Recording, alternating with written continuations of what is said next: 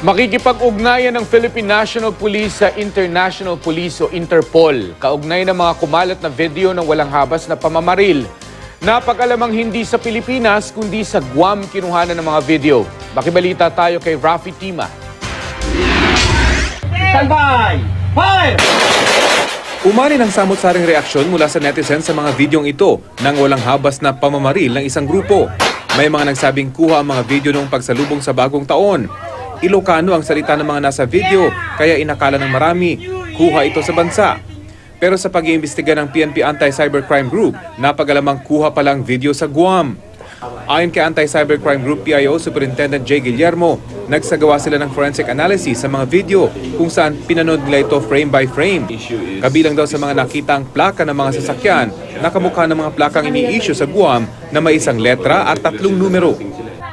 Base rin daw sa analysis sa account ng nagpost at sa mga tao sa friends list nito, mga Pilipino ang mga ito na matagal nang naninirahan sa Guam.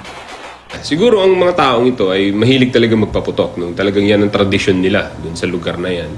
Nagkataon lang na mayroong kumuha ng video yon na yung kalokohan nila na lagi magpapaputok ng barel tuwing bagong taon ay na-capture na rin at na-upload sa social media. So isang babala ito sa kanila. Tingin ko magiging itigil na nila itong kalokohan na to. Kahit Ilocano ang salita, sinabi din daw sa video ang mga salitang ganito kami mag-celebrate ng New Year sa Guam. Pero hindi raw masabi kung kailan talaga kinuhanan ng mga video.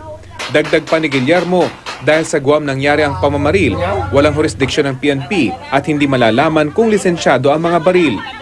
Gayunman, mas mahigpit daw ang mga batas sa mga teritoryo ng Amerika. We have to coordinate with the international police para matrace kung saan yung tao na to. Makukuha natin kung saan yung location, exact location.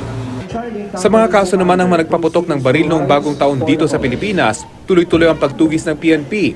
Nasa 54 na insidente ng indiscriminate firing ang naitala hanggang kahapon. 9 ang naaresto.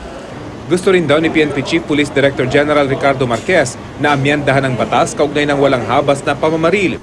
Base sa Revised Penal Code, pwedeng sampahan ng alarm and scandal ang sinumang nagpaputok ng baril o pampasabog na nagdulot ng alarma o panganib. 1 araw hanggang 1 buwan pagkakakulong o multang hindi tataas sa 200 piso lang ang parusa para rito.